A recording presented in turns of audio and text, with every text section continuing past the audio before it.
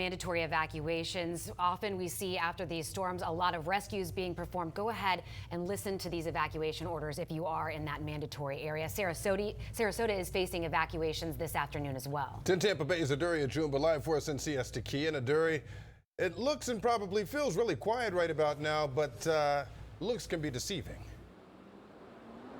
Oh yeah, absolutely. It was only just a matter of minutes that things turned around. We are just getting the first band of rain from that storm we've been talking about all day. This here, the center of Siesta Key Village, normally bustling with tourist activity, but as you can see behind me as the winds pick up, it is emptied out, and businesses, of course, taking precaution and boarding up their windows, just like this folks over here. And throughout the day, we've seen residents also taking heed to that warning to evacuate, several of them moving themselves out of the area, the level A zone area that is prone to flooding and the coastal surge.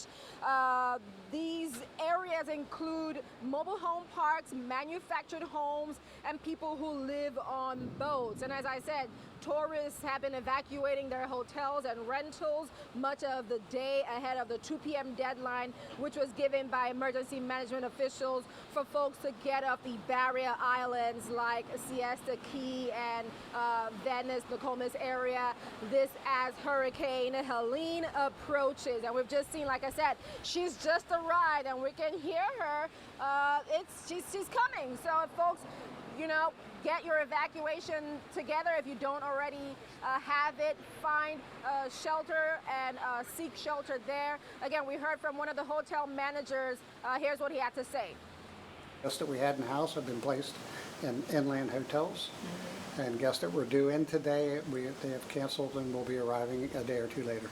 I want to emphasize to our citizens, don't drive on these streets. You might see 6 inches of water, 8 inches of water, and think that you can get through there, but in the cases of even some of our deputies got into some areas where the water rose so quickly, we weren't able to get out of there, and obviously we had a lot of stranded vehicles. And along with those flooded roads, authorities are also concerned about down power lines and down trees from the high winds that they're expecting. Again, if you're not sure how your home is going to fare, because we are still in recovery from Hurricane Debbie just nearly 2 months ago, officials are saying, hey, don't take chances.